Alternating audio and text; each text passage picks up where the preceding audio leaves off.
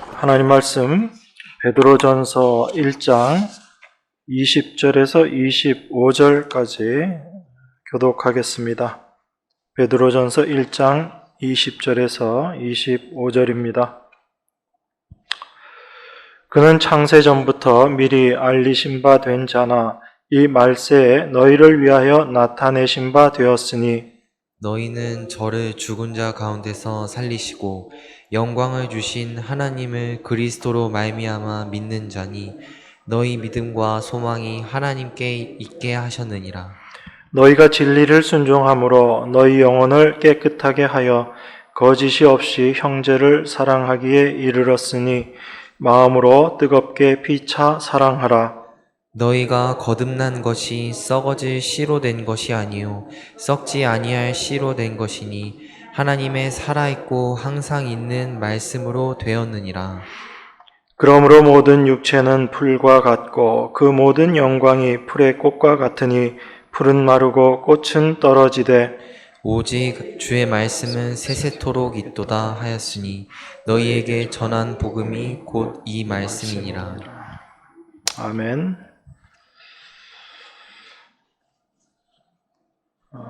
우리 18절에 보면 이렇게 이야기합니다. 너희가 알거니와 너희 조상의 유전한 망령된 행실에서 구속된 것은 은이나 금같이 없어질 것으로 한 것이 아니요 오직 흠 없고 점 없는 어린 양 같은 그리스도의 보배로운 피로 한 것이니라 이렇게 말합니다. 우리가 우리 조상들의 유전한 망령된 행실, 바로 죄로 말미암아 그 죄의 모습으로 살아가고 있었던, 또 내가 하나님처럼 되어서 살아가고 있었던 그 모든 삶의 모습에서 구속받은 것, 구원받은 것은 은이나 금같이 없어질 것으로 한 것이 아니다. 오직 흠없고 점없는 어린 양 같은 그리스도의 보배로운 피로 한 것이다. 이렇게 이야기합니다. 그런데 20절에 보니까 그는 창세전부터 미리 알리신 바 된 자나 이 말세에 너희를 위하여 나타내신 바 되었으니 이렇게 이야기하고 있습니다. 그러니까 그리스도는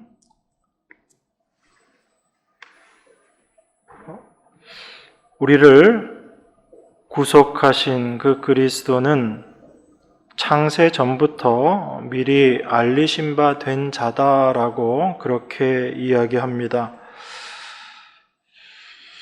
이 말씀이 참으로 중요한 말씀이다라고 우리가 볼 수 있습니다. 이분이 감추어져 있다가 우리를 위해서 나타나신 바 되었다라고 그렇게 이야기하고 있는 것입니다. 그러니까 예수 그리스도는 아담과 하와가 범죄함으로 말미암아 하나님께서 어떤 대책을 세우시기 위해서 부랴부랴 예수 그리스도의 십자가를 계획한 것이 아니다라는 이야기입니다. 이미 예수 그리스도의 그 보배로운 피로, 그 흠없고 점 없는 어린 양 같은 그리스도의 피로 우리를 구속하시기 위한 것, 이것이 이미 창세 전부터 미리 알리신 바 된 것, 창세 전에 하나님께서 작정하신 것이다라는 그 말씀입니다. 그래서 우리가 하나님의 말씀을 볼 때 무엇이 진리인가, 무엇이 성경이 이야기하고 있는 바인가라는 것을 잘 기억해야지 됩니다. 그러니까 이 세상을 하나님께서 창조하신 목적이 바로 여기에서 드러나게 되는 것입니다. 하나님께서는 창세 전에 그리스도를 미리 예비하셨다. 예수님의 십자가를 미리 예비하셨다라는 이야기입니다.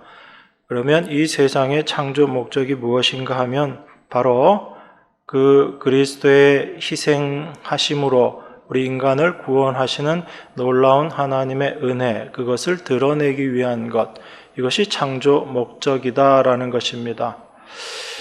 그 하나님의 은혜를 우리가 생각하지 못하고 그저 내가 하나님처럼 되어서 나를 중심으로 성경을 바라보게 되면 이 성경도 나를 위한 성경이고 하나님의 창조도 나를 위한 창조, 인간을 위한 창조로밖에 보여지지 않게 되는 것입니다. 그렇게 될 때 우리는 사람의 행함에 치우치게 됩니다. 내가 무엇을 해서 복을 받을 수 있겠는가라는 그런 생각으로 우리가 빠질 수밖에 없습니다. 그런데 창조의 목적이 하나님의 은혜를 드러내는 것이라면 우리가 창조된 것, 우리가 하나님 백성된 것, 이 모든 것들이 하나님의 은혜를 드러내는 데에 목적이 있는 것이고 여러분과 저의 삶도 거기에 목적이 있다라는 것을 우리가 생각할 수 있는 것입니다. 그렇게 될 때 나를 위해서 살아가고자 하는 그 생각들이 하나님 말씀 앞에서 얼마나 잘못된 것인가 그것을 우리가 알게 되는 것입니다. 근데 인간은 본능적으로 자기 자신을 위해서 자기의 생존을 위해서 살 수밖에 없는 존재입니다. 왜 그런가 하면 바로 영원한 생명에서 단절되어 버렸기 때문에 그렇습니다.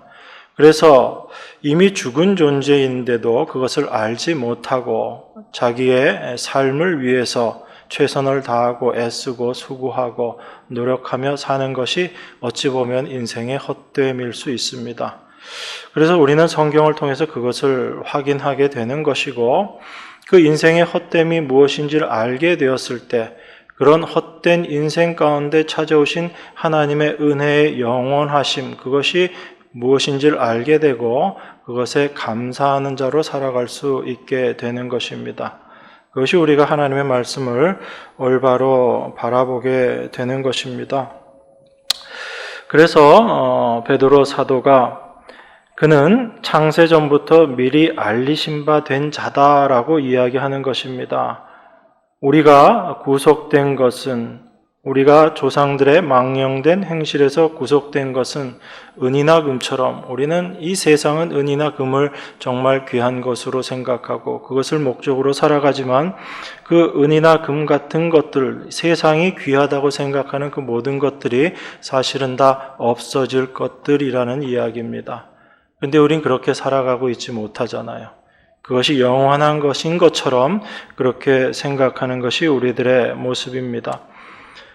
그런데 하나님께서는 그리스도를 통해서 그 흠 없고 점 없는 어린 양 같은 그리스도, 그 그리스도의 보배로운 피로 우리를 구속하셨다. 이것이 하나님께서 창세전부터 미리 계획하신 것이다. 그런데 그 계획하신 그것이 우리를 위해서 말세에 나타나셨다라고 이야기하는 것입니다. 베드로 사도가 여기서 말세라고 이야기하는 것은 요엘 선지자가 이야기했던 그 이야기입니다. 성령이 육체에게 부어진 그때 그것을 말세다라고 그렇게 지금 표현을 하고 있는 것입니다. 그렇기 때문에 성령이 오신 것 이것은 바로 예수 그리스도의 십자가로 말미암아 오직 그 그리스도의 보배로운 피로만 우리가 구속된다라는 것, 구원된다라는 것을 깨닫게 하시기 위해서 성령이 우리에게 임하신 것입니다. 그래서 성령이 임한 자들만 예수 그리스도의 보배로운 피를 정말 귀중한 것으로 여기게 됩니다. 그럼 성령이 임하지 못한 사람은 여전히 세상의 금과 은을 귀중한 것으로 생각하면서 살아가게 된다라는 것을 베드로 사도가 지금 이야기하고 있는 것입니다. 그래서 이 말세에 부어진 성령을 우리가 종말론적인 성령이다라고 이렇게 표현하기도 합니다. 왜 그렇게 표현하는가 하면 이 성령을 받은 자, 성령이 임한 자들이 비로소 이 세상이 추구하고 있는 금이나 은을 붙들지 않고 우리 주님 다시 오실 그 종말을 고대하면서 살아가기 때문에 그렇습니다. 그런데 성령이 임하지 않은 자들은 종말을 깨닫지 못하고 인식하지 못하고 여전히 금과 은을 귀한 것으로 생각하면서 살아가게 된다는 것입니다. 그래서 이 말세에 임한 성령을 종말론적인 성령이다 이렇게 이야기하기도 합니다. 용어를 어떻게 하느냐가 중요한 것이 아니라 우리에게 성령이 임하게 되었을 때 우리 안에서 어떠한 생각의 변화들이 있게 되는가라는 것을 우리가 올바로 알아야지 되는 것입니다. 그런데 제가 말씀드린 것처럼 우리 인간의 본성이 금과 은을 추구하면서 살아갑니다. 그것을 귀한 것으로 생각합니다. 영원한 하늘의 것, 예수 그리스도의 보배로운 피로 우리에게 주어진 그 영원한 것보다 우리 눈에 보이는 금과 은을 더 귀중한 것으로 생각하고 그것이 영원할 것인 것처럼 살아가는 게 우리 인생들의 모습인데 그 금과 은을 의지하지 않고 영원한 하나님의 말씀을 의지하고 그 믿음 가운데 살아가게 된다라는 것, 이건 우리 인간의 힘으로 되어질 수 없는 것이죠. 그래서 믿음이라는 것은 우리 스스로 절대 만들어낼 수 없는 것이다 라고 이야기하는 것입니다. 이 세상에 발을 딛고 살아가는 우리가 그 금과 은, 거기에서 자유로울 수 없는데 그것이 우리들의 본성의 모습인데 그러한 것들에 매이지 않게 하시고 하나님만 의지하고 바라는 자로 참된 소망을 가지고 살아가게 하시는 것은 우리에게 임하신 믿음으로 말미암아 되어진 것이다. 이것을 우리가 확인할 수 있는 것입니다. 그래서 21절에 너희는 저를 죽은 자 가운데서 살리시고 영광을 주신 하나님을 그리스도로 말미암아 믿는 자니 너희 믿음과 소망이 하나님께 있게 하셨느니라 이렇게 이야기하는 것입니다. 예수 그리스도의 그 보배로운 피로 말미암아 구속함을 받은 우리는 예수 그리스도를 십자가에 매다시고 죽은 자 가운데서 다시 살리시고 그 그리스도를 영광스럽게 해 주신 그 하나님을 믿는 자들인데 그 하나님을 믿게 되는 것이 바로 그리스도로 말미암아 믿게 되었다라고 이야기하는 것입니다. 그러니까 우리가 예수님의 십자가의 죽으심과 부활하심 그리고 그 그리스도께서 받으신 그 영광, 그 모든 것들을 믿는 이 믿음이 그래서 우리가 하나님을 믿는 그 믿음이 우리로 말미암은 것이 아니라 그리스도로 말미암아 된 것이다라고 지금 베드로 사도가 이야기하고 있는 것입니다. 그러니까 믿음은 우리가 가지는 게 아니고 믿음이 우리를 주장하시는 것입니다. 우리가 그것을 늘 좀 주의하면서 생각해야지 됩니다. 우리에게 믿음이 왔기 때문에 이제 그 믿음을 내가 마음껏 쓰고 내가 그 믿음을 어떻게 하는 것이 아니다라는 것입니다. 이 믿음이 바로 그리스도이시고 그 믿음이 우리 안에서 주인이 되셔서 일하시는 것, 그것이 믿음을 우리가 올바로 이해하는 것입니다. 그러니까 내가 믿습니다라고 이야기한다 할지라도 그것이 그저 내 안에서 나온 나의 신념이라면 그건 믿음이라고 할 수 없는 거죠. 그래서 이 믿음이 참된 선물임을 아는 자들은 그 삶의 모습 속에서 믿음을 주신 분만 자랑하게 되는 것입니다. 내가 이것을 자랑해야지, 이것을 자랑하지 말아야지 결심하고 결단한다고 되어지는 일이 아니죠. 여러분 안에서 너무나 자연스럽게 나오는 것입니다. 여러분들 자랑할 게 속에 있으면은 자랑이 저절로 나오잖아요. 그죠? 자랑하지 말아야지 그런다고 그게 안 되어지나요? 한 며칠은 참을 수 있습니다. 그런데 부지불식간에 자랑이 튀어나오거든요. 마찬가지입니다.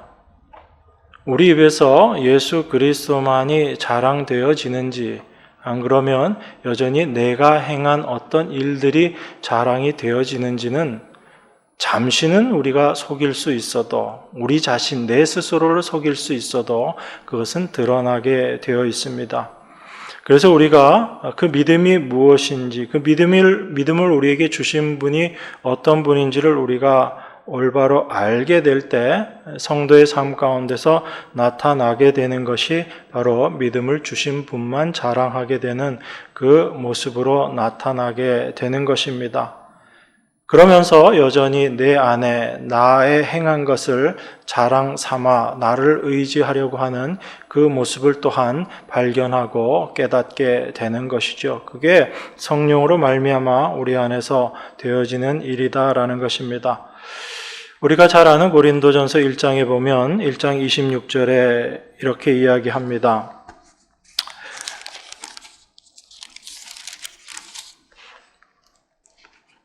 형제들아 너희를 부르심을 보라. 육체를 따라 지혜 있는 자가 많지 아니하며 능한 자가 많지 아니하며 문벌 좋은 자가 많지 아니하도다. 그러나 하나님께서 세상에 미련한 것들을 택하사 지혜 있는 자들을 부끄럽게 하려 하시고 세상에 약한 것들을 택하사 강한 것들을 부끄럽게 하려 하시며 하나님께서 세상에 천한 것들과 멸시받는 것들과 없는 것들을 택하사 있는 것들을 패하려 하시나니 이는 아무 육체라도 하나님 앞에서 자랑하지 못하게 하려 하심이라. 하나님께서 우리를 부르신 목적이 이거라는 이야기죠. 세상에서는 스스로 잘났다라고 생각하고 많은 것들을 가졌다라고 생각하는 사람들이 자기 일을 자랑하려고 살아간다라는 것입니다. 그런데 그리스도 안에 부르심을 받은 자들은 내가 아무것도 가진 것이 없는 자요, 내가 아무것도 할 수 없는 자임을 고백하는 자들입니다. 그래서 그들에게는 오직 자랑은 예수 그리스도밖에 없고 예수 그리스도의 십자가밖에 없다라는 것입니다. 그것이 하나님께서 우리를 인도해 가시며 우리 자신이 어떠한 존재인지를 깨닫게 하시는 것입니다. 그래서 예수 그리스도만 자랑되어지는 곳, 그곳이 바로 교회인 것이고요. 그리고 그곳이 우리가 영원히 거하게 될 천국이라는 곳입니다. 그래서 하나님께서는 우리로 하여금 이 땅에서 살게 하시면서 우리의 믿음과 소망이 이 땅에 있지 않게 하시고 오직 하나님께만 소망이 있도록 그렇게 인도해 가시는 것입니다. 그래서 오늘 본문에서도 너희는 저를 죽은 자 가운데서 살리시고 영광을 주신 하나님을 그리스도로 말미암아 믿는 자니 너희 믿음과 소망이 하나님께 있게 하셨다라고 이렇게 이야기합니다. 그러니까 이 말씀을 보니까 우리의 믿음, 우리의 소망, 이 모든 것이 하나님께 있는 것조차도 누가 하신 일이란 얘기예요. 그리스도로 말미암아 되어진 일이다라는 것입니다. 우리의 것이 아니다라는 얘기예요. 우리의 힘과 우리의 노력, 우리의 열심이 아니다라는 것입니다. 그런데 하나님께로 우리의 목표가 가고 있지 않으면, 하나님께로 우리의 소망과 믿음이 가지 못하면 우리의 마음이 어디로 향하게 될 거란 얘기예요. 바로 썩어질 것들에 우리의 마음이 향하게 될 것이고 그것을 목표로 우리가 살아가게 될 것이다 라고 이야기하고 있는 것입니다. 그래서 우리의 믿음이 주님께로부터 온 믿음이라면 주님은 우리를 어떤 자로 만들어 가시는가 하면 예수 그리스도의 피만이 오직 세상의 그 어떤 것들보다 더 보배롭고 귀한 것임을 깨닫고 그것을 고백하고 그것을 믿는 자로 우리를 만들어 가실 것이다. 이것을 우리가 확인할 수 있는 것입니다. 그래서 성도는 위의 것을 찾는 자들이다라고 우리 바울 사도가 이야기했던 것입니다. 땅의 것을 찾지 않고 위의 것을 찾는 자들입니다.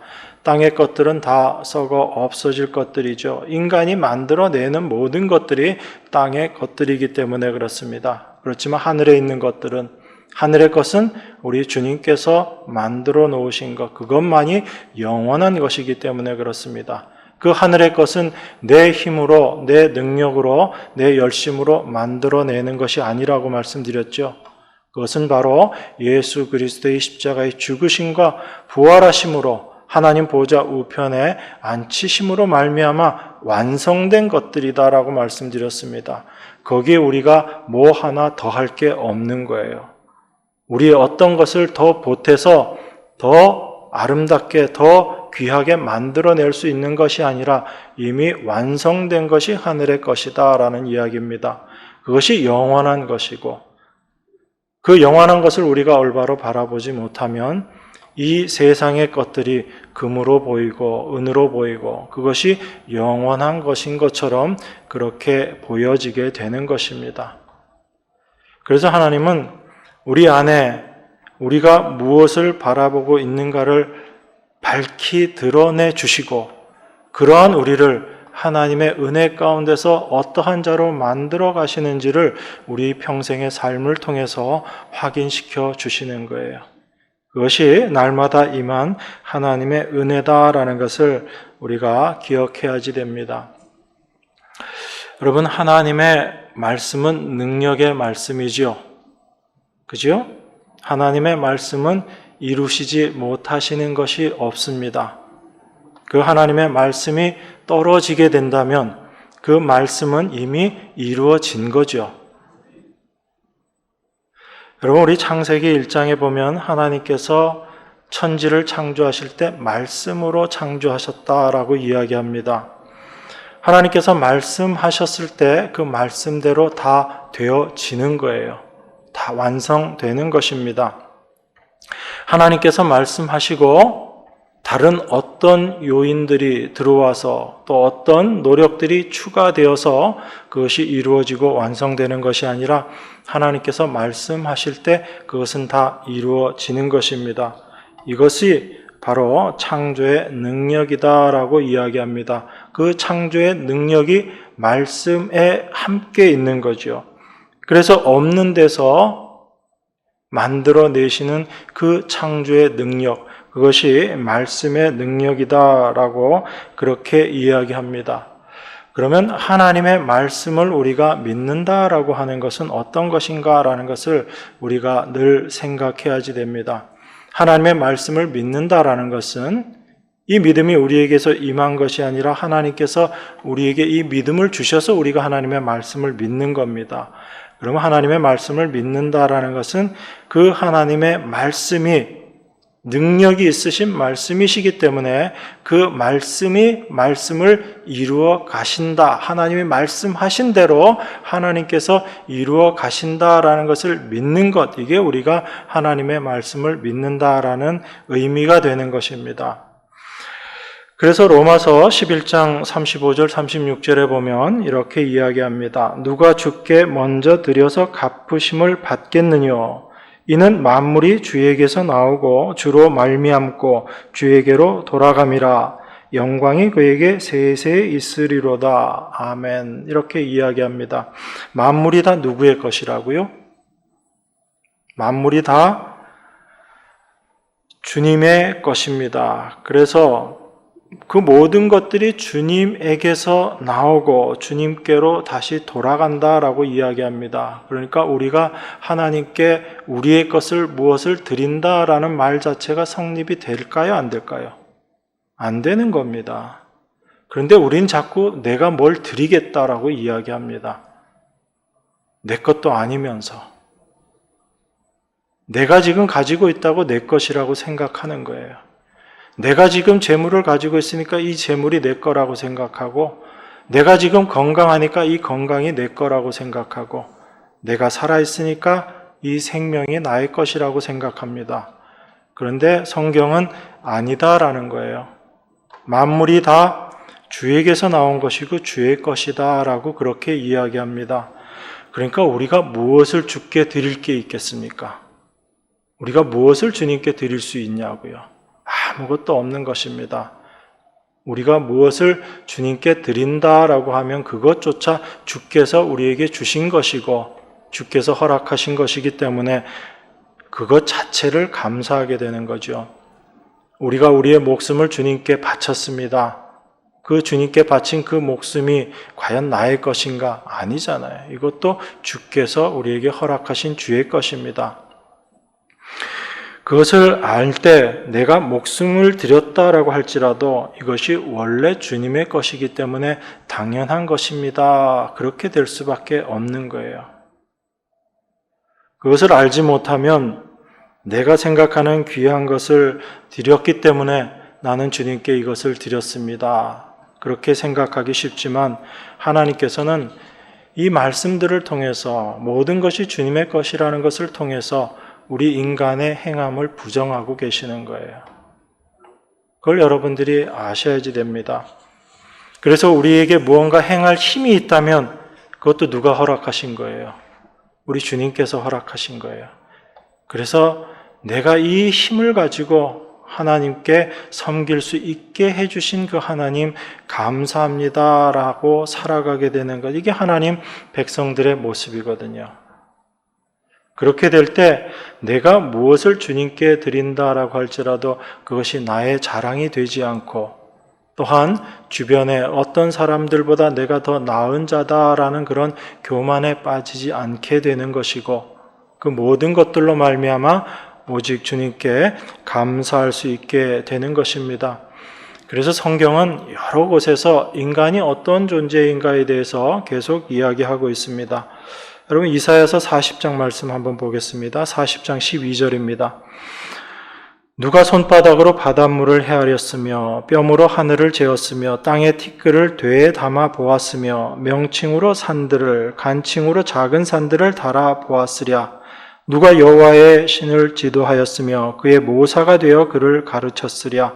그가 누구로 더불어 의논하셨으며 누가 그를 교훈하였으며 그에게 공평의 도로 가르쳤으며 지식을 가르쳤으며 통달의 도를 보여주었느냐. 보라, 그에게는 열방은 통에 한 방울 물 같고 저울에 적은 티끌 같으며 섬들은 떠오르는 먼지 같으니 레바논 짐승들은 번제 소용에도 부족하겠고 그 산림은 그 화목 소용에도 부족할 것이라. 그 앞에는 모든 열방이 아무것도 아니라. 이게 하나님의 말씀이에요. 그는 그들을 없는 것 같이 빈 것 같이 여기시느니라. 우리 인간이라는 존재가 어떤 거예요? 열방이 하나님 앞에서는 아무것도 아닌 것이고 그저 비어있는 것과 같은 것이고 없는 것과 같은 것. 이게 우리 인생의 모습이다라는 것입니다. 그 인생의 모습을 우리가 올바로 알게 될 때 내가 무엇을 해서 하나님께 드린다라는 이 개념 자체가 우리에게서 사라지게 되는 거죠. 나라는 존재가 어떤 존재인지를 더 올바로 알아가게 되는 것입니다. 그렇게 될 때 하나님의 말씀이 우리에게 임했을 때 그 말씀이 어떻게 우리 안에서 성취되어 가는가를 우리가 올바로 알게 되는 거죠. 하나님의 말씀이 우리에게 임해서 그 말씀이 우리 안에서 능력으로 역사하셔서 말씀대로 이루어 내시는 것, 이게 하나님 말씀의 능력이다라는 것을 우리가 확인하게 되는 것입니다. 그래서 이사야 선지자가 55장에서 또 이렇게 이야기합니다. 비와 눈이 하늘에서 내려서는 다시 그리로 가지 않고 토지를 적시어서 싹이 나게 하며 열매가 맺게 하여 파종하는 자에게 종자를 주며 먹는 자에게 양식을 줌과 같이 내 입에서 나가는 말도 헛되이 내게로 돌아오지 아니하고 나의 뜻을 이루며 나의 명하여 보낸 일에 형통하리라. 하나님의 말씀이 이렇다는 이야기예요. 하나님의 말씀은 절대로 헛되이 다시 돌아가는 일이 없다라는 이야기입니다. 하나님의 말씀이 당신의 백성들에게 임하면 그 말씀은 그 백성들에게 양식을 줌과 같이 파종하는 자에게 종자를 줌과 같이 하나님의 뜻을 이루어 내신다라고 이야기합니다. 우리는 이 하나님의 말씀을 소망으로 붙잡고 믿음 가운데 살아가는 자들인 거예요. 그래서 그 하나님의 말씀이 그 명하신 말씀대로 이루어지고 그 보낸 일에 형통케 하신다라고 그렇게 이야기하고 있습니다. 이것이 살아계신 하나님의 말씀인 거예요. 그래서 하나님께서 이 땅에 예수 그리스도를 보내셨을 때 이 세상은 어둠이어서 그 빛이 어두운 가운데 비쳤는데 어둠이 깨닫지 못했다라고 이 세상에 대해서 증거하고 있습니다. 요한 사도가. 그런데 그 중에서 영접하는 자들이 생겼다라고 이야기해요. 그 사람들은 어떤 자라고 요한이 이야기하고 있지요? 영접하는 자, 하나님의 자녀가 되는 그 권세를 주셨다라고 이야기하는데 그 영접하는 자들이 혈통이나 육정이나 사람의 뜻으로 된 것이 아니다라고 이야기합니다. 오직 하나님께로부터 난 자들만, 그들만이 영접한다라고 이야기하고 있습니다. 그러니까 우리가 하나님 백성 된 것, 하나님의 말씀을 우리가 받아들이고 하나님을 알게 되는 것, 이 모든 것들이 바로 하나님으로 말미암아 되어진 일이다라는 거죠. 그러니까 내가 믿어서 구원받았습니다. 사실 이 말은 잘못된 말인 거죠. 내가 다른 사람보다 뭔가 좀 나은 게 있고 잘한 것이 있기 때문에 내가 믿게 된 것이 아닌가. 내가 이렇게 했기 때문에 믿음이 나에게 온 것이지, 이렇게 생각하는 이 모든 것들을 하나님께서는 부서뜨려 버리시는 것입니다. 우리는 도무지 그 빛을 깨닫지도 못하고 알지도 못했던 자들인데 하나님께서 우리를 택하심으로 말미암아 그 하나님께로 나게 되어서 우리가 거듭난 자가 된 것입니다. 이것이 바로 하나님 백성들의 모습인 거죠. 그래서 예수님을 믿는다라고 할 때 그 믿음 자체가 바로 우리들의 능력이 아니라 하나님의 말씀의 능력이다라는 것을 우리가 확인해야지 됩니다. 그래서 우리가 말씀을 볼 때 그 생각을 가지고 말씀을 봐야지 돼요. 여러분, 사도 바울이 에베소 교회를 떠나게 될 때 사도행전에 보면 그 에베소 교회 장로들에게 하는 말이 있습니다. 늘 그 말씀을 볼 때마다 저에게 참 깊은 깨달음을 주는데 바울 사도가 어떻게 말씀하고 있냐면 사도행전 20장 32절에 보면 지금 내가 너희를 주와 및 그 은혜의 말씀께 부탁하노니 그 말씀이 너희를 능히 든든히 세우사 거룩히 하심을 입은 모든 자 가운데 기업이 있게 하시리라, 이렇게 이야기합니다. 에베소 교회에 바울이 사역하다가 이제 그들과 헤어지게 되면서 끌어안고 눈물로 인사하는 그 내용이거든요. 그러면서 그 장로들에게 이야기합니다. 내가 떠나면 흉악한 이리가 들어와서 양떼를 아끼지 아니할 것이다, 그렇게 이야기합니다. 그러니까 바울은 그걸 알았던 거죠.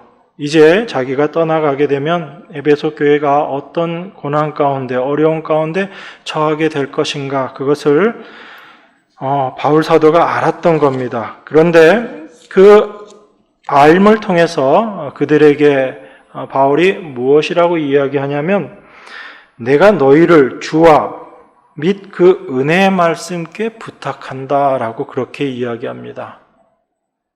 에베소 장로들에게 너희들이 어떻게 해서 잘 지켜내야 돼. 너희 믿음을 잘 지켜내야 돼. 그리고 양떼들을 잘 지켜내야 돼. 이렇게 이야기하고 있지 않습니다.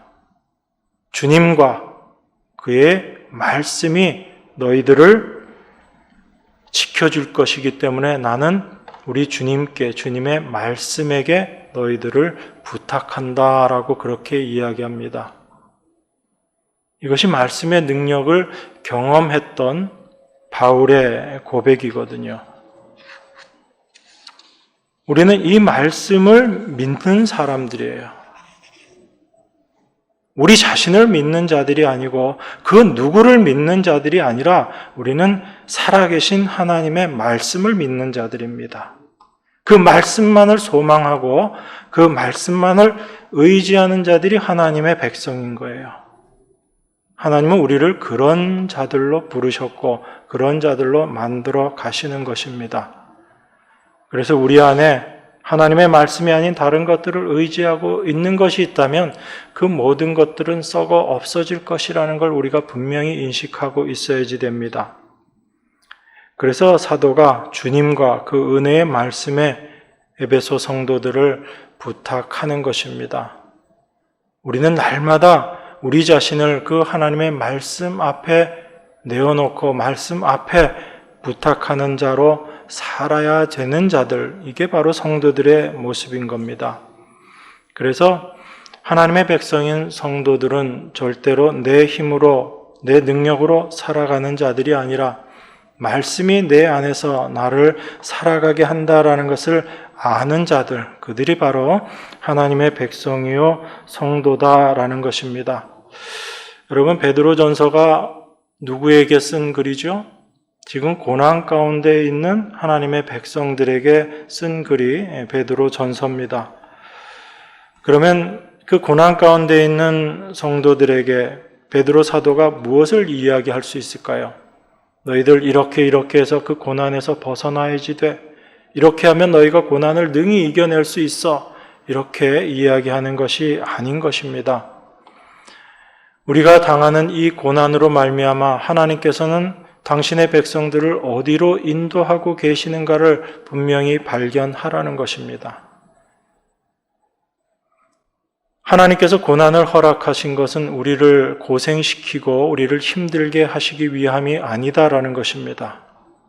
우리를 하나님의 은혜 가운데로 인도하시기 위한 하나님의 은혜의 역사인 거예요. 그래서 하나님의 백성들의 삶에서는 고난이 있을 수밖에 없습니다. 우리가 생각하는 그런 환경적인 육신적인 고난이 아니다 할지라도 이 세상에서 그리스도인으로 하나님의 말씀을 붙잡고 살아가는 것 자체가 바로 고난의 삶이다라는 것을 우리가 알게 되는 것입니다. 그래서 그 고난 가운데 하나님께서 우리를 어떠한 자로 만들어 가시는가라는 것을 우리가 알 수 있게 되는 것이고, 그래서 그 고난이 바로 하나님께서 우리에게 허락하신 믿음의 시련이다라는 것을 우리가 알게 되는 거죠. 그래서 그 고난 가운데서도 사실은 은혜를 누리면서 살아가는 자들이 우리 성도들인 거예요. 여러분, 1장 13절에 너희 마음의 허리를 동이고 근신하여 예수 그리스도에 나타나실 때 너희에게 가져올 은혜를 온전히 바랄지어다 라고 그렇게 이야기하고 있죠. 그때 은혜가 온전케 되는 것입니다. 그러면 지금은 은혜와 상관없이 살아가는 것인가요? 아니죠. 지금도 동일한 은혜 가운데 우리가 살아가고 있는 것입니다. 그런데 우리 주님 오실 때 그 은혜가 온전케 되는 거예요. 그러니까 우리는 지금도 은혜 가운데 붙잡혀서 살아가는 자들입니다. 우리가 시련을 겪고 고난을 당하고 어려운 가운데 있는 그 상황 속에서도 우리는 여전히 무엇 가운데 있는 거라고요? 은혜 가운데 있는 삶이다라는 것입니다. 그걸 우리가 알게 하기 위해서 베드로 사도가 이렇게 말하고 있는 것입니다. 그래서 참된 믿음과 소망을 하나님께 두고 살아가는 자들, 이들이 바로 그리스도로 말미암아 된 자들이고, 여전히 고난 가운데 살아가고 있지만 그들은 고난으로 힘들어하는 것으로 끝나는 것이 아니라 그 고난 가운데서 여전히 은혜를 경험하며 은혜를 고백하며 사는 자들이기 때문에 22절과 같은 이런 말씀을 우리에게 하고 있는 것입니다. 22절 보겠습니다. 너희가 진리를 순종함으로 너희 영혼을 깨끗하게 하여 거짓이 없이 형제를 사랑하기에 이르렀으니 마음으로 뜨겁게 피차 사랑하라. 이렇게 이야기합니다. 이 어려운 가운데 있고 시련 가운데 있는 성도들에게 베드로 사도가 뜬금없이 피차 사랑하라고 이야기합니다. 뜨겁게 사랑하라고 그렇게 이야기합니다. 이렇게 이야기하는 그 피차 사랑하라라는 그 말씀의 의미가 무엇인지를 우리가 분명히 알아야지 됩니다. 베드로 사도가 이야기하는 이 사랑은 복음 안에서의 사랑을 이야기하는 것입니다. 우리의 감정적인 어떤 육신적인 사랑을 이야기하는 것이 아니라 우리가 복음을 알게 되고 그 복음 안에 거하게 될 때 사랑하게 되는 그 사랑을 이야기합니다. 그래서 22절에 그 사랑하라는 말 앞에 21절의 말씀을 같이 이야기하고 있는 거죠. 우리가 진리를 순종하고 우리의 영혼이 깨끗하게 되는 것, 그 깨끗하게 되어서 우리가 사랑하게 되는 것이다 라고 이야기하는데 바로 그 진리를 순종하고 영혼을 깨끗하게 한다라는 것, 이게 우리가 그리스도를 믿음으로 말미암아 되어진 일이거든요. 우리가 우리 스스로를 진리 앞에 순종하는 것이 아니고 우리의 영혼을 깨끗게 하는 것이 아니라 예수 그리스도의 보배로운 피가 우리를 이 모습으로 만들어 내시는 거죠. 그래서 하나님을 믿는 그 믿음 가운데 우리가 이제 사랑하게 되는 것. 그러므로 사도 지금 베드로가 이야기하고 있는 이 형제를 사랑하라라는 이 말씀은 우리의 열심으로 뜨겁게 피차 사랑하라는 것이 아니라 바로 믿음에서 나오는 이 사랑을 우리에게 지금 말씀하고 있는 것입니다. 그 사랑은 인간에게서 나오는 것이 아니라 육신의 형편이나 처지가 어떠함에서 나오는 것이 아니라 내가 나의 영혼이 어떠한 위치에 있는가를 알게 되었을 때, 그것이 정말 귀한 것임을 알게 되었을 때 영원한 것이 무엇인지를 알고 그리고 이 세상의 것들이 어떠한 것인지를 알게 되었을 때 나오게 되는 사랑이다라고 우리가 생각할 수 있습니다. 그래서 23절, 24절에서 육체는 풀과 같은 것이고 하나님의 말씀만이 영원한 것이다라고 이야기하고 있는 것입니다. 우리가 우리 안에 오신 성령으로 말미암아 무엇이 영원한 것인지, 무엇이 한순간 있다가 없어질 것인지를 알게 됩니다. 그렇게 되었을 때 우리 안에 영원한 것만이 참된 것임을 알게 되고 그것을 소원하고 소망하는 삶을 살아가게 됩니다. 그렇게 될 때 그 영원한 것을 형제들과 함께 나누고 싶어 하는 그 마음으로 우리가 살아가게 되는 거예요. 베드로 사도는 바로 그것을 사랑이다라고 이야기하는 겁니다. 우리가 생각하는 그런 의미의 사랑이 아니라 내가 영원한 것을 알게 되었기 때문에 그 영원한 것을 형제들과 함께 나누기를 원하는 것, 그것을 베드로 사도는 사랑이다라고 이야기하고 이 사랑을 뜨겁게 피차 사랑함으로 나누라라고 그렇게 이야기하고 있는 것입니다. 그러니까 우리가 피차 사랑하게 되는 것은 우리의 열심이 아니고 하나님의 은혜를 깊이 알아가는 가운데 자연스럽게 되어지는 사랑이다라는 것이죠. 하나님이 우리를 이 자리로 끌고 가신다라는 얘기입니다. 그것이 하나님 말씀의 능력이다라는 이야기예요. 베드로 사도가 뜬금없이 피차 사랑하라라고 이야기하는 것이 아니라 하나님의 말씀이 우리를 어떻게 인도하시는지, 하나님께서 우리를 어떤 모습으로 끌고 가시는지를 우리 삶 가운데 확인하라는 것입니다. 그것을 알게 될 때 무엇이 영원한 것이고 무엇이 슬어 없어질 것들인지를 우리가 알게 되는 것이고 그 썩어질 것들을 의지하고 붙잡지 않게 되고 영원한 것을 소망하는 자로 살아가게 된다라는 것입니다. 그 영원한 것의 귀중함을 알게 되었을 때 그것을 형제들과 함께 나누는 진정한 사랑을 하는 당신의 백성들로 만들어 내신다란 얘기예요. 그래서 이 고난 가운데 있는 형제들에게 피차 사랑하라고 이야기합니다. 우리가 생각하는 사랑이라면 그 고난 가운데 도무지 사랑을 내어줄 게 아무것도 없잖아요. 물질이 있어서 물질을 나눠주겠습니까? 아니면 나는 고난 가운데 있지 않기 때문에 고난 가운데 있는 형제들을 어떤 모습으로 위로를 해주겠어요? 아무것도 할 수 없는 동일한 고난 가운데 있지만 피차 사랑할 수 있다라는 거죠. 어떤 모습으로요? 우리가 당하는 이 모든 고난은 영원한 하나님의 은혜 가운데로 인도하시는 하나님의 일하심이고 하나님의 손길이다라는 것을 알고 무엇이 영원한지를 함께 나누는 것, 그것이 참된 형제 사랑이다라는 것입니다. 이 사랑으로 넘쳐나는 곳이 교회라는 곳이에요. 그런데 이 사랑을 알지 못하면 이 세상은 그저 썩어 없어질 금과 은이 전부인 것처럼 그것을 자랑하고 그것을 드러내고 인간의 열심, 인간의 행함, 인간의 자랑만이 난무하는 것으로 바뀌어버리는 것입니다. 그것이 지옥이에요. 천국과 지옥은 우리가 나중에 가게 될 것이 아니라 이미 우리는 천국을 사는 자로, 지옥을 사는 자로 그렇게 나누어져 있는 것입니다. 이미 그 천국과 지옥을 누리는 자로, 그곳에 속한 자로 살아가고 있는 거예요. 하나님은 우리를 이미 하나님의 은혜 가운데 거하는 자로, 영원한 천국을 누리는 자로 우리로 하여금 살게 하시고 그 은혜 가운데 거하게 하시는 것입니다. 그래서 모든 육체는 풀과 같고 그 모든 영광이 풀의 꽃과 같으니 풀은 마르고 꽃은 떨어지되 오직 주의 말씀은 세세토록 있도다라고 이렇게 이야기합니다. 사도가 이것을 너희에게 전한 복음이 곧 이 말씀이다. 하나님의 말씀이다라는 것입니다. 하나님의 말씀만이 영원한 것이고 그 하나님의 말씀은 없어지지 아니하고 다 이루어질 것, 그것을 지금 베드로 사도가 이야기하고 하나님의 말씀이 우리를 서로 사랑하는 자로 만들어낼 것이다. 그 하나님의 말씀만을 소망하며 하나님만 믿는 자로 살아가라고 우리에게 권면하고 있는 것입니다.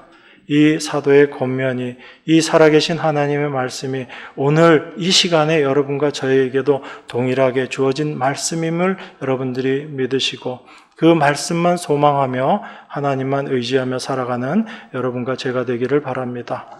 기도하겠습니다. 하나님의 일하심을 감사드립니다. 무엇이 영원한 것인지도 알지 못하며 그저 금과 은이 우리를 기쁘게 하고 우리를 영원히 살게 하는 것인 줄 믿고 살았던 저희들에게 하나님의 말씀만이 영원한 것임을 깨닫게 하시고 그 말씀이 우리를 하나님 백성 되게 하시고 온전한 하나님 은혜 가운데 거하는 자로 만들어 가심을 확인했습니다. 성령께서 저희들 마음 가운데, 저희들 삶 가운데 역사해 주셔서 하나님께서 말씀하신 그 말씀이 우리 안에서 날마다 살아 역사하게 하시고 그 말씀대로 되어짐을 우리의 믿음의 눈으로 옳게 바라보는 저희 모두가 될 수 있도록 하나님 역사하여 주시옵소서. 우리를 영원한 죄와 사망에서 구원하여 주시고 귀한 하나님의 말씀으로 우리를 온전케 하시는 귀하신 예수 그리스도 이름으로 기도드리옵나이다.